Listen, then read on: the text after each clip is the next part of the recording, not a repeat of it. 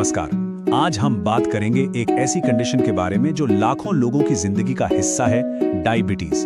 पर यह सिर्फ एक बीमारी नहीं है, ये तो एक पहेली है। सोचिए, एक ऐसा शरीर जो ऊर्जा के समंदर में तैर रहा है, लेकिन फिर भी अंदर से भूखा है ना अजीब? चलिए इसी मीठे खतरे की तह तक चलते हैं। तो यही वो पहेली है जो डायबिटीज की जड़ में है। खून में तो एनर्जी मतलब कि शुगर भरी पड़ी है, लेकिन बॉडी के जो सेल्स हैं जिन्हें इसकी सबसे ज्यादा जरूरत है, वो बेचारे भूखे हैं। ये कैसे मुमकिन है? मतलब खाना सामने पड़ा है पर खा नहीं सकते। इसी सवाल का जवाब हमें इस पूरी कहानी को समझने में मदद करेगा। तो आज हम क्या क्या देखने वाले हैं? सबसे पहले समझेंगे इस मीठे से लगने वाले पैराडॉक्स को, फिर जानेंगे कि डायबिटीज असल में है क्या। इसके बाद टाइप 1 और टाइप 2 में क्या फर्क है, ये देखेंगे। फिर समझेंगे कि ये शरीर पर कैसे एक डोमिनो इफेक्ट की तरह असर डालता है, और आखिर में बात करेंगे कि इस मॉडर्न बीमारी को मैनेज कैसे किया जा सकता है। तो चलिए शुरू करते हैं पहले हिस्से से, मिठास का विरोधाभास। यहां हम देखेंगे कि आखिर कैसे शरीर का सबसे जरूरी फ्यूल यानी शुगर एक खतरनाक दुश्मन बन जाता है।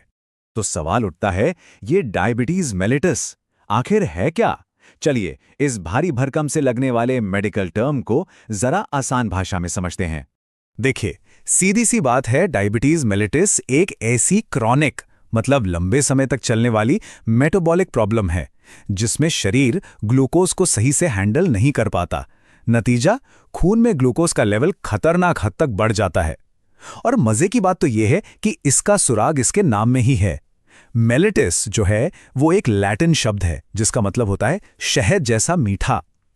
ऐसा इसलिए क्योंकि पुराने जमाने में डॉक्टर्स ने नोटिस किया था कि डायबिटीज के मरीजों का यूरिन, तो कोई डायबिटिक है या नहीं ये पता कैसे चलता है? डॉक्टर्स कुछ खास नंबर्स को देखते हैं। अगर फास्टिंग ब्लड शुगर मतलब खाली पेट 126 mg पर डेसीलीटर से ज्यादा हो, या फिर खाना खाने के बाद 200 को पार कर जाए, तो उसे डायबिटीज की कैटेगरी में रखा जाता है। ये नंबर्स आप समझ लीजिए हेल्थ और बीमारी के बीच की एक लक्ष्मण रेखा है। ये जो 126 mg पर डीएल का नंबर है ना फास्टिंग में, ये बहुत जरूरी है। ये सिर्फ एक आंकड़ा नहीं है, ये शरीर की तरफ से एक वार्निंग साइन है। ठीक है, तो अब ये तो समझ आ गया कि डायबिटीज क्या है। अब इसके दो मेन टाइप्स को समझते हैं, टाइप 1 और टाइप 2। देखिए, दोनों में ही आखिर में होता तो हाई ब्लड शुगर ही है, पर वहां तक पहुंचने के रास्ते बिल्कुल अलग हैं। टाइप 1 को एक प्रोडक्शन प्रॉब्लम की तरह समझ सकते हैं। इसमें होता क्या है कि शरीर का अपना ही इम्यून सिस्टम गलती से इंसुलिन बनाने वाले सेल्स पर हमला करके उन्हें खत्म कर देता है, मतलब इंसुलिन का प्रोडक्शन ही बंद। दूसरी तरफ है टाइप 2, जो एक कम्युनिकेशन प्रॉब्लम है। यहां शरीर इंसुलिन तो बना रहा है, पर जो सेल्स हैं वो उसकी सुनते नहीं। इसी को कहते हैं इंसुलिन रेजिस्टेंस। और पता है, दुनिया भर में 90 से 95% डायबिटीज के मामले इसी टाइप 2 के होते हैं, जो अक्सर हमारी लाइफस्टाइल से जुड़ा होता है। अब जब खून में शुगर का लेवल कंट्रोल से बाहर हो जाता है ना, तो ये एक डोमिनो इफेक्ट शुरू कर देता है। एक के बाद एक शरीर का हर अंग इसकी चपेट में आने लगता है। तो हम घूम फिर कर उसी सेंट्रल पैराडॉक्स पर आ जाते हैं। खून में शुगर की बाढ़ आई हुई है, पर सेल्स भूखे मर रहे हैं। ये जो डेस्परेट सिचुएशन होती है, ये बॉडी को ऑल्टरनेटिव फ्यूल ढूंढने पर मजबूर कर देती है, और इसके नतीजे बहुत खतरनाक हो सकते हैं। तो ये मेटाबॉलिक गड़बड़ होती कैसे है? देखिए, पहला कदम, ग्लूकोज सेल्स के अंदर जा नहीं पा रहा। तो बॉडी क्या करती है? वो एनर्जी के लिए अपने ही मसल्स और फैट को तोड़ने लगती है। फिर जब फैट टूटता है तो कीटोन्स नाम के एसिडिक बाय प्रोडक्ट्स बनते हैं, और जब ये कीटोन्स खून में बहुत ज्यादा जमा हो जाते हैं तो वो खून को खतरनाक रूप से एसिडिक बना देते हैं। इसी जानलेवा कंडीशन को कहते हैं डायबिटिक कीटोएसिडोसिस या DKA। वक्त के साथ साथ ये जो हाई ब्लड शुगर है, ये एक स्लो पॉइजन की तरह काम करता है।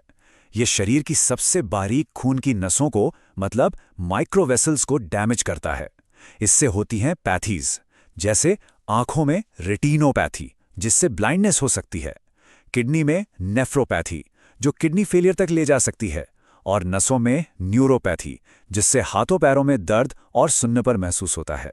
सिर्फ यही नहीं, हाई ग्लूकोज का असर आंखों पर एक और तरह से पड़ता है। आंख के लेंस में सॉर्बिटॉल नाम का एक सब्सटेंस जमा होने लगता है।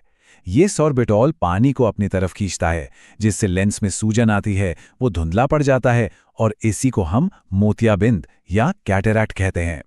एक और बड़ा सवाल, डायबिटीज में इन्फेक्शंस इतने खतरनाक क्यों हो जाते हैं? इसके लिए डॉक्टर नजीब की एक बात बहुत मशहूर है। वो कहते हैं कि इम्यून सेल्स, खासतौर पर न्यूट्रोफिल्स, बस शराबी लोगों की तरह हो जाते हैं। उन्हें नहीं पता कि कहाँ जाना है और क्या करना है। ये जो शराबी वाली एनालॉजी है ना, ये बिल्कुल परफेक्ट है। ये बताती है कि गड़बड़ कहाँ हो रही है। एक तरफ तो हाई ब्लड शुगर बैक्टीरिया के पनपने के लिए एक परफेक्ट माहौल बना देता है, और दूसरी तरफ जो हमारे इम्यून सेल्स हैं वो कमजोर पड़ जाते हैं। वो इन्फेक्शन वाली जगह तक ठीक से पहुंच नहीं पाते, और अगर पहुंच भी गए तो हमला करने वाले माइक्रोब्स को खत्म नहीं कर पाते। तो इतनी सारी सीरियस कॉम्प्लिकेशंस की बात सुनकर चिंता होना लाजमी है, पर यहां एक अच्छी खबर भी है। डायबिटीज को मैनेज करना, मतलब इसका प्रबंधन करना बहुत जरूरी है, और सही स्ट्रैटेजीज के साथ इसे कंट्रोल में रखा जा सकता है। मैनेजमेंट की बात करें तो एक बहुत ही इंपॉर्टेंट टूल है HbA1c टेस्ट। इसे ब्लड शुगर का 3 महीने का रिपोर्ट कार्ड भी कह सकते हैं।